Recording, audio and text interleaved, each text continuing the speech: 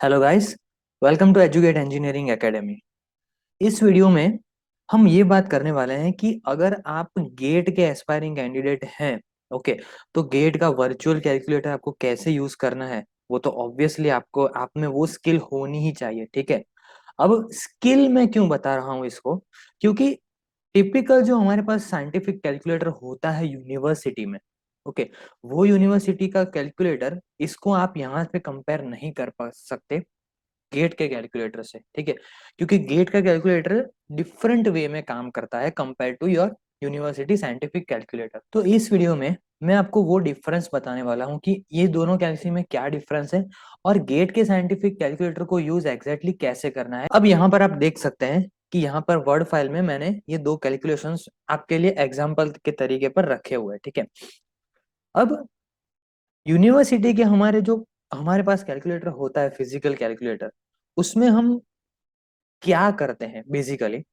उसमें हम सबसे पहले कोई फंक्शन डालते हैं, जैसे कि यहाँ पर आप देख सकते हो, यहाँ पर जो स्क्वायर रूट वाला पूरा पोर्शन है, ठीक है, ये जो है उसमें हम क्या करते हैं कि पहले स्क्वायर रूट का बटन दबाते हैं, उसके बाद ये सारी वैल्यूज एंटर करते हैं उसके अंदर डायरेक्टली और वो हो जाती है, ठीक है। अब डिफरेंस यहाँ पर है कि गेट के साइंटिफिक कैलकुलेटर में ये चीज अवेलेबल नहीं है। यानी कि आप पहले ये स्क्वायर रूट वाला बटन दबाकर बाद में कोई वैल्यू नहीं डाल सकते उसके अंदर, ठीक है। तो आपको सबसे पहले क्या करना पड़ेगा, यहाँ पर उल्टी चीज करनी पड़ेगी। गेट के साइंटिफिक कैलकुलेटर में इसी तरीके से काम होता है। सबसे पहले आपको न्यूमेरिकल वैल्यूज एंटर कर देनी है जितनी भी है, ठीक है। उसके बाद इसके ऊपर फंक्शन अप्लाई करना है, ओके। सो सबसे पहले मैं आपको ये दिखाता हूँ कि ये चीज कैसे करनी है, पूरी कैलकुलेट कैसे करनी है, ठीक है, और बहुत इफेक्टिव वे में मैं आपको बता रहा हूँ, ठीक है। सबसे पहले आप देखिए कि यहाँ पर इतना पार्ट मैं कैलकुलेट करूंगा, ठीक है, पहले इतना पार्ट करूंगा, फिर इतना पार्ट कैलकुलेट करूंगा और फिर इन दोनों का मल्टीप्लीकेशन कर दूंगा, ओके। सो उसके लिए पहले मैं ये वैल्यू एंटर कर रहा हूँ, यहाँ पर आ जाएंगे। सबसे पहले ब्रैकेट हम कर सकते हैं। ब्रैकेट्स का यूज बहुत इंपॉर्टेंट है। एक चीज यहाँ पर ध्यान रखने जैसी ये है कि ब्रैकेट्स को आप अगर अच्छे से यूज करते हो तो आपका बहुत बहुत ज्यादा टाइम सेव हो जाएगा, ओके। सो ब्रैकेट्स को यूज करने की प्रैक्टिस आपको करनी ही चाहिए, ठीक है, और वो सही प्रैक्टिस होनी चाहिए। तो ध्यान से देखिएगा, यहाँ पर 35/4 रेस टू 5/8, तो मैं पहले ब्रैकेट करूंगा 35/4, इतना करके मैं ब्रैकेट क्लोज कर दूंगा। अब रेस टू करने के लिए क्या होगा, x रेस टू y का ये बटन है, ठीक है, उसको प्रेस करके अब 5/8 है तो अगेन मैं ब्रैकेट को यूज करूंगा, ठीक है। जितना ज्यादा ब्रैकेट का यूज करोगे उतना अच्छा है। अगर कम ब्रैकेट यूज करते हो तो आपको बहुत ध्यान से करना पड़ेगा क्योंकि उसमें गलती होने के चांसेस है। तो यहाँ पर मैंने दो ब्रैकेट यूज किए और फिर इक्वल्स टू का बटन दबा दिया, तो मुझे इसका आंसर मिल गया, ठीक है। अब ये मेरा कंप्लीट आंसर तो नहीं है, उसके अंदर ये मल्टीप्लाई करना है, ठीक है। तो इसको मैं क्या करूंगा, अब मेमोरी स्टोर कर दूंगा। MS stands for memory store, मतलब कि ये जो वैल्यू है मेरी, अब ये साइंटिफिक कैलकुलेटर की मेमोरी में स्टोर हो गई है, मतलब कि ये वैल्यू, ठीक है। चलिए, अब मैंने ये फर्स्ट वैल्यू तो मेमोरी के अंदर स्टोर कर ली है। अब बात करते हैं दूसरे की। तो जैसे मैंने बताया, पहले आप स्क्वायर रूट नहीं करेंगे, पहले अंदर की वैल्यू एंटर करेंगे, उसके बाद उसका स्क्वायर रूट करेंगे, ओके। तो फर्स्ट ऑफ ऑल मैं यहाँ पर दो ब्रैकेट बना रहा हूँ। दो ब्रैकेट क्यों बनाए वो मैं बाद में बताता हूँ। दो bracket 5/8 × 4.56 bracket close, divide by ये पूरा, मतलब कि डिवाइड बाय अगेन ब्रैकेट आएगा, उसमें हम लिखेंगे 9.81 × 936 × 48.96, ओके। अब ये ब्रैकेट में क्लोज कर दूंगा, ओके। एंड ये वाला ब्रैकेट भी मैं क्लोज करूंगा, ठीक है। फिर दबाऊंगा इक्वल्स टू, यानी कि ये पूरे ब्रैकेट की अब वैल्यू मेरे पास आ गई है और इसका मुझे स्क्वायर रूट चाहिए, okay. Then I will get this value. अब मेरे पास ये पूरे की वैल्यू ये है और इसकी वैल्यू मैंने स्टोर की हुई है, तो इसको इनटू MR, यानी कि memory read. MR stand for memory read, यानी कि जो भी मेमोरी में स्टोर्ड है वो MR दबाने से आपको यहाँ पर डिस्प्ले हो जाएगा और फिर मैं इक्वल टू दबाऊंगा तो ये मुझे मेरा कंप्लीट आंसर मिल जाएगा, ओके। तो ये पूरे का मुझे एक आंसर मिल गया है, okay. Coming to our second calculation, ठीक है, ये बहुत ही ईजी है कंपेयर टू दिस ऑब्वियसली। ठीक है, मैकेनिकल इंजीनियरिंग के स्टूडेंट्स को शायद पता चल जाएगा कि ये मैं किसकी बात कर रहा हूँ ये कैलकुलेशन में। ठीक है, आईसी इंजन में आपको करना होता है, ऑटो साइकिल में। ओके, तो अब मैं इसको मैं करूंगा। इसमें देखिए सिर्फ एक ही स्टेप में आप इसको कर सकते हो या फिर दो स्टेप में भी कर सकते हो। एक स्टेप ये है कि आप ये पूरा एक साथ ही कैलकुलेट करो और इक्वल टू दबाओ तो आपको आंसर मिल जाए। दूसरा स्टेप ये है, दूसरा वे ये है कि आप पहले सिर्फ इतना कैलकुलेट करो और फिर उसको वन में से माइनस कर दो।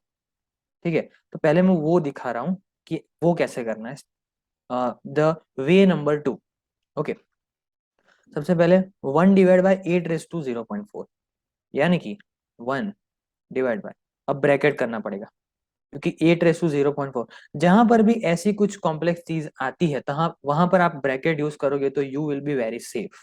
Okay, so 1 divide by bracket के अंदर 8 रेस टू 0.4। ठीक है, इतनी चीज हो गई और इक्वल टू दबाएंगे तब मुझे पूरा आंसर मिलेगा। अब ये आंसर आ गया, इसको मैं अगेन मेमोरी स्टोर कर सकता हूँ।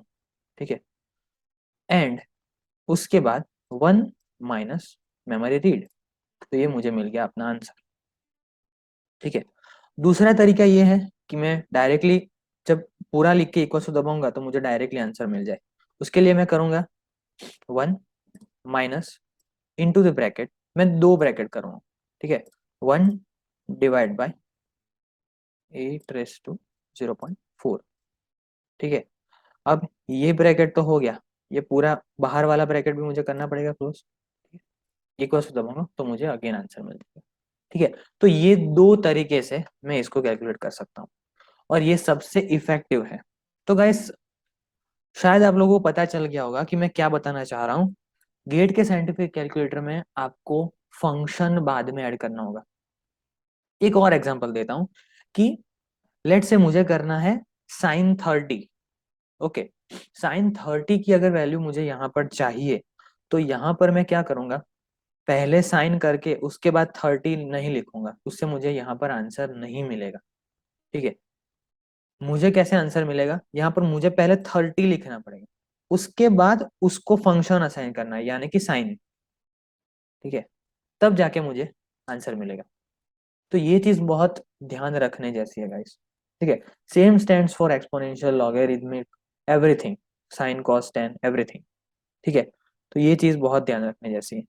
प्लस एक और अच्छा सा बटन यहाँ पर दिया हुआ है, यू कैन सी 1/x, यानी कि किसी भी चीज का अगर आपको इन्वर्स करना है, फॉर एग्जाम्पल यहाँ पर ही देख लो, 8 रेस टू 0.4 का मुझे इन्वर्स करना है। ठीक है, 1/8 रेस टू 0.4 मतलब कि उसका इन्वर्स। तो मैं पहले ये कर सकता हूँ 8 रेस टू 0.4। ठीक है, इसके आंसर निकाल दी और इसके बाद 1/x, यानी कि उसका मुझे रेसिप्रोकल मिल गया। ठीक है, तो इस तरीके से रेसिप्रोकल बटन का यूज मैं बहुत ही अच्छे तरीके से कर सकता हूँ। तो अगर आपको प्रैक्टिस करनी है तो यहाँ पर ही करिए। और मैं एक एडवाइस देना चाहूंगा कि जो लोग अच्छे से गेट की प्रिपरेशन कर रहे हैं उनको सिर्फ यही कैलकुलेटर यूज करना चाहिए। अगर आपके पास लैपटॉप या पीसी है देन वेल एंड गुड, उसके ऊपर ही आप प्रैक्टिस कीजिए। ये ऑनलाइन मिल जाता है ये कैलकुलेटर, इसकी लिंक मैं आपको डिस्क्रिप्शन में भी दे दूंगा जिसको आप ओपन कर सकते हो। ठीक है, उसको बुकमार्क कर सकते हो यानी कि आपको हर बार ढूंढना ना पड़े। ठीक है, तो ये चीज की प्रैक्टिस आप बहुत अच्छी तरीके से कर लो और ये बहुत ही ज्यादा जरूरी है। अगर इसमें आप मिस्टेक करते हो तो आपके मार्क्स चले जाएंगे। दो आपको बहुत अच्छे से सम्स आते हैं, न्यूमेरिकल आप सॉल्व कर रहे हो, लेकिन इसमें कैलकुलेशन मिस्टेक होगी तो आपको पता भी नहीं चलेगी न्यूमेरिकल आंसर टाइप में। ठीक है, और आपके मार्क्स चले जाएंगे। So do practice this guys. Thank you so much for watching this video. अगर आपको ये वीडियो पसंद आया है, अच्छा लगा है और आपके काम का है तो अपने फ्रेंड्स के साथ भी जरूर शेयर कीजिए जो लोग गेट की प्रिपरेशन कर रहे हैं। टिल देन टेक केयर, जय हिंद।